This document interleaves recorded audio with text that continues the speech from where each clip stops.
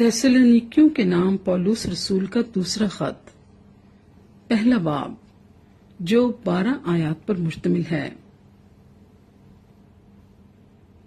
पौलुस और सिलवानुस और थिमोथियुस की तरफ से थिस्सलुनीकियों की कलीसिया के नाम, जो हमारे बाप खुदा और खुदावंद यीशु मसीह में है। फजल और इत्मीनान खुदा बाप और खुदावंद यीशु मसीह की तरफ से तुम्हें हासिल होता रहे।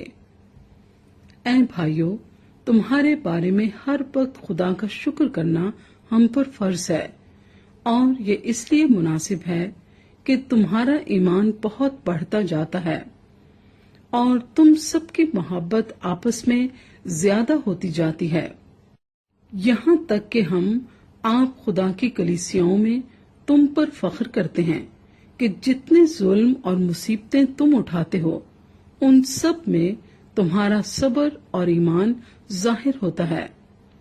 ये खुदा की सच्ची अदालत का साफ निशान है, ताकि तुम खुदा की बादशाही के लायक ठहरो, जिसके लिए तुम दुख भी उठाते हो। क्योंकि खुदा के नजदीक ये इंसाफ है कि बदले में तुम पर मुसीबत लाने वालों को मुसीबत और तुम मुसीबत उठाने वालों को हमारे साथ आराम दे, जब खुदावंद यीशु अपने कभी फरिश्तों के साथ भड़कती हुई आग में आसमान से जाहिर होगा। और जो खुदा को नहीं पहचानते और हमारे खुदावंद यीशु की खुशखबरी को नहीं मानते, उनसे बदला लेगा। वो खुदावंद के चेहरे और उसकी कुदरत के जलाल से दूर होकर अब्दी हलाकत की सजा पाएंगे।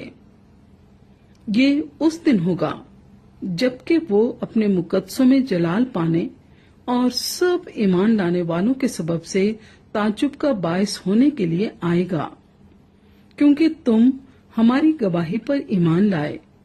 इसी वास्ते हम तुम्हारे लिए हर वक्त दुआ भी करते रहते हैं कि हमारा खुदा तुम्हें इस बुलावे के लायक जाने और नेकी की हर एक ख्वाहिश और ईमान के हर एक काम को कुदरत से पूरा करे, ताकि हमारे खुदा और खुदावंद यीशु मसीह के फजल के मुआफिक हमारे खुदावंद यीशु मसीह का नाम तुम में जलाल पाए और तुम उसमें।